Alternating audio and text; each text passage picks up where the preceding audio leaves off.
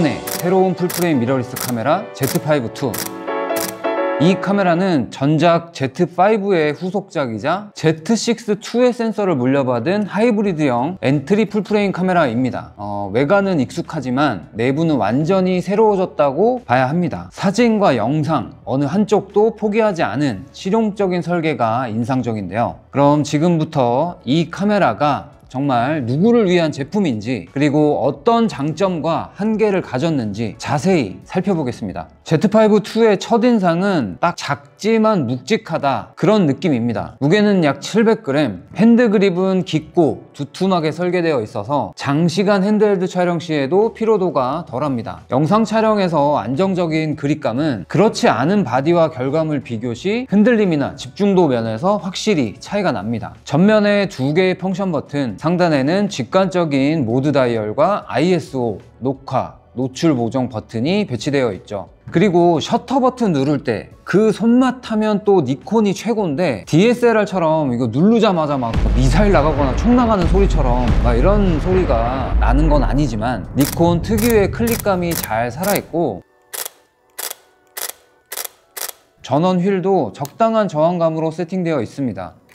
모드 다이얼도 회전 저항이나 클릭감이 명확합니다. 조작 중에 실수로 돌아가는 경우는 없을 정도? 그렇다고 손가락으로 조작할 때 불편하지 않은 그 정도입니다. 후면은 니콘 유저라면 익숙한 구성이고, Z6, Z9 등에서 쓰이던 조이스틱이 이 Z5-2에도 그대로 들어왔습니다. 초점 위치를 빠르게 이동할 때 아주 유용했습니다. 이번 Z5-2에서 눈여겨볼 만한 부분은 여기 펑션 버튼의 등장입니다. 기존에는 상급기에만 있던 버튼인데 화이트 밸런스나 픽처 컨트롤 등 자주 쓰는 기능을 바로 할당해서 사용하는 게 가능합니다. 특히 영상 촬영 시에 화이트 밸런스 타겟 지정 메뉴로 바로 들어가는 그런 설정이 가능한데요. 기존 니콘 카메라들에서 이 메뉴를 찾기가 어려워서 고생하셨던 분들께는 정말 반가운 변화입니다. EVF는 369만 도트, 3000니트까지 밝기를 끌어올릴 수 있습니다. 이건 사실상 Z9, Z8과 같은 급의 뷰파인더입니다. 밝은 야외에서 촬영할 때 엄청난 도움이 되고, 특히 하이라이트 확인할 때 정밀하게 모니터링 할 수 있어요. LCD는 3.2인치 스위블 터치스크린입니다. 터치 반응 속도와 지연 문제도 눈에 띄게 개선됐습니다. 그리고 HDMI 단자는 아쉽게도 마이크로 타입, Z5에서는 미니 타입이었는데 오히려 더 작아졌습니다. 풀사이즈 HDMI가 아닌 점은 영상 촬영자 입장에서 조금 아쉬운 점으로 남습니다. Z5-2는 보급기임에도 불구하고 조작성, 이런 그립감, 화면 시스템에서 상급기의 레이아웃을 대거 채택하고 있습니다. 카메라의 성능은 센서와 프로세서로 결정되지만 실사용에서 카메라에 손이 가게 만드는 건 이런 조작계의 편리함이죠. 직관적이고 빠르게 세팅을 바꿔줘야 하는 영상 제작자, 1인 브이로그 사용자라면 이 Z5-2의 버튼 방식이 편리함으로 다가올 거라고 생각됩니다. 이 Z5-2 이전 모델과 비교 시에 가장 큰 변화 중 하나가 바로 센서라고 할 수 있습니다. 겉모습은 비슷하지만 Z6 마크2와 같은 2450만 화소 BSI CMOS 센서를 채택하면서 저조도 환경에서도 훨씬 효율적으로 빛을 받아들입니다. 조도 확보가 어려운 실내나 야경 촬영에서 노이즈 억제력이나 디테일 보존 측면에서 눈에 띄는 차이를 보여줍니다.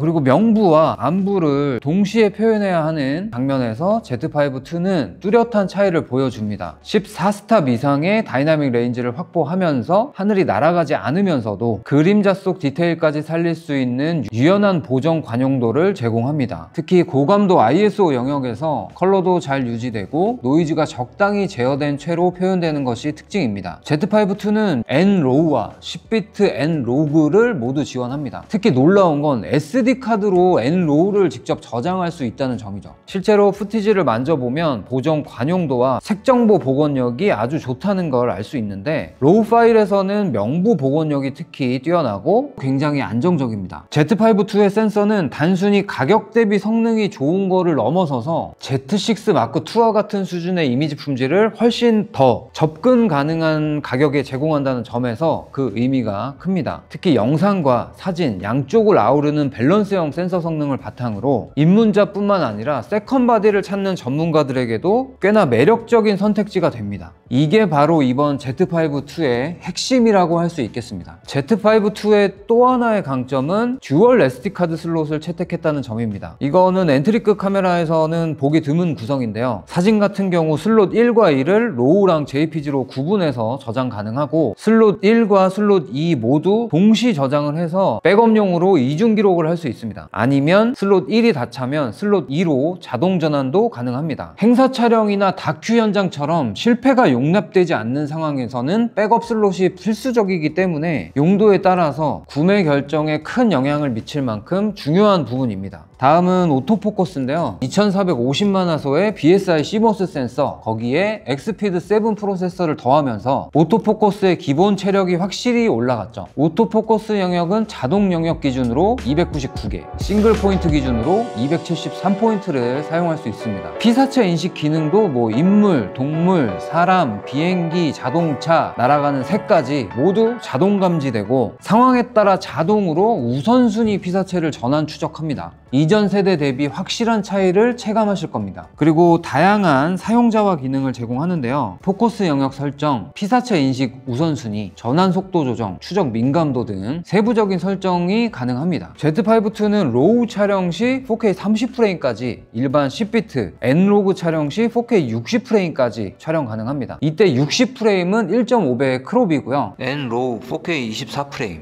H.265 10비트 24프레임, H.265 10비트 60프레임. 주목할 점은 N로우 내부 기록을 SD카드에 직접 지원합니다. 니콘의 N로우는 Z9부터 적용되기 시작한 고화질 비디오 로우 포맷인데요. N로우의 장점은 후반 보정에 유리하다는 거, 개조 복원, 화이트 밸런스, 색온도, 색조까지 후보정에서 매우 유연합니다. 그러니까 화질의 절대값은 H.265 쪽이 더 나을 수 있겠지만 컬러 그레이딩과 노출 보정을 자유롭게 하고 싶은 영상 제작자라면 N로우가 훨씬 강력한 무기가 됩니다. 그리고 뷰 어시스트, 웨이브폼, 피킹, 제브라, 포커스 확대 등등 우리가 알고 있는 기본적인 영상 보조 기능은 대부분 지원합니다. 하지만 포커스 피킹과 제브라를 동시에 쓸 수는 없어요. 영상 작업에선 꽤 아쉬운 부분이죠. 다음은 손떨방인데요. Z5-2는 바디 내 5축 IBIS를 탑재하고 있습니다. 명시된 공식 수치는 최대 7.5 스톱, 초점 포인트 기준이고 일반 촬영 시에는 평균 5에서 6스톱, 영상 촬영 시에 전자식 VR 추가 사용이 가능하다고 하는데 초점 포인트 VR은 이제 화면 중앙이 아닌 초점 위치에 따라 손떨방의 중심축을 이동시키는 거. 프레임 외곽에 피사체를 두더라도 흔들림 억제 효과를 최적화할 수 있는 구조입니다. 보통 화면 중앙에 피사체가 있지 않으면 손떨림 보정이 이제 충분히 적용되지 못하는 경우가 있는데 이제는 초점 위치가 어디에 있던지 그 지점을 중심으로 흔들림을 보정해줍니다. 이 기능은 프레임 외곽으로 인물을 따라가야 하는 다큐멘터리나 인터뷰 영상이나 촬영자의 초점 그 선택에 따라서 안정화축이 함께 움직이는 거기 때문에 유용하게 촬영이 가능합니다. 전체적으로 니콘 Z5-2의 손떨림 보정은 생각보다 똑똑하고 실용적입니다. 물론 짐벌만큼 매끈하진 않지만 하이브리드 크리에이터,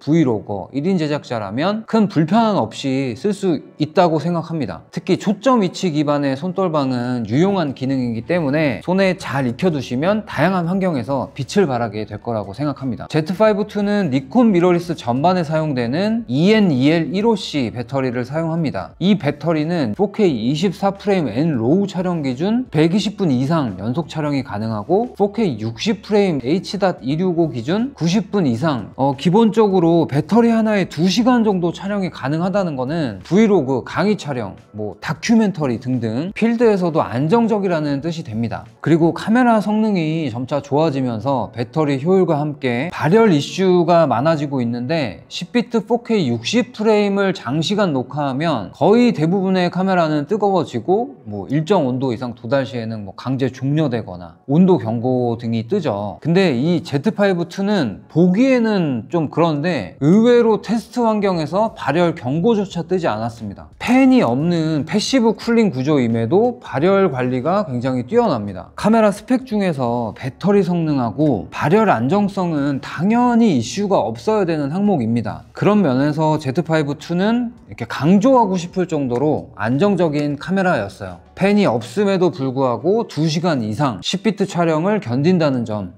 발열 경고 없이 지속 촬영이 가능하다는 점, 작고 가벼우면서도 충분히 러닝타임 확보를 해주는 배터리, USB-C PD 충전을 통해서 사실상 무제한 녹화가 가능하다는 점은 다른 카메라 브랜드들이 본받아야 할 점이라고 생각합니다. 다음으로 니콘의 이미징 레시피. 이미징 레시피는 간단히 말하면 픽처 컨트롤의 확장 버전입니다. 기존에도 니콘 카메라는 픽처 컨트롤을 통해서 컬러톤, 콘트라스트, 샤프니스 이런 것들을 조절할 수 있었는데요. 이미징 레시피는 이 픽처 컨트롤을 온라인에서 내려받아서 이제 추가하거나 커스텀해서 저장하고 활용할 수 있는 기능입니다. 예전에는 사진에서 주로 쓰였지만 지금은 영상 촬영에서도 유용하게 적용 가능하도록 되어 있습니다. 다양한 니콘 사용자들의 매력적인 색 보정 값을 선택하고 내 후티지에 단번에 적용할 수 있는 기능입니다. 연결 방법은 카메라 메뉴 들어가서 이미지 레시피 연결, 와이파이 연결하고 PC나 스마트폰에서 니콘 이미징 클라우드 로그인, 그 다음에 액서스 코드 입력하고 기기 등록, 클라우드 상에서 레시피 선택 후에 카메라와 동기화, 이 다음에는 원하는 레시피를 선택하고 동기화만 하면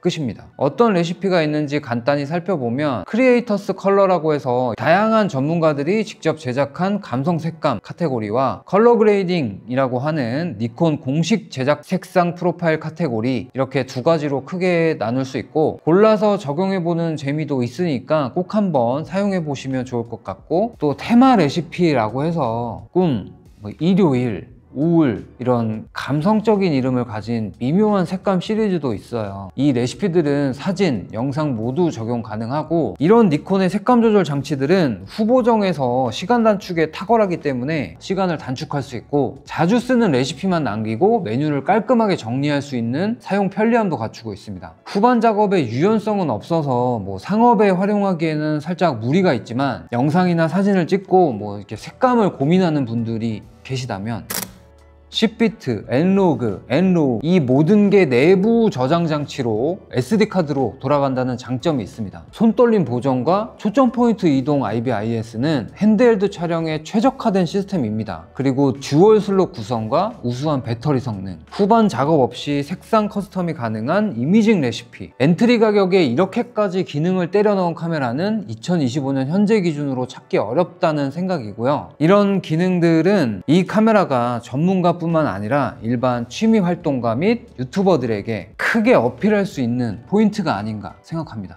Z5-2는 단순한 보급형 카메라가 아닙니다. 영상 제작을 처음 하시는 분들이 엔트리를 찾을 때 이 Z5-2를 통해서 더 이상 스펙 때문에 타협하지 않아도 되는 시대가 온 것 같고, 제가 매주 채널에서 카메라 루머를 다루면서 여러 소문과 이야기들을 찾아보게 되는데, 니콘은 이제 사진도 사진이지만 영상 제작 환경과 영상 크리에이터 시장에 승부수를 던지기 위해 시동을 걸었습니다. 그리고 Z5-2는 그 시작을 알리는 첫 번째 이름이라고 생각합니다.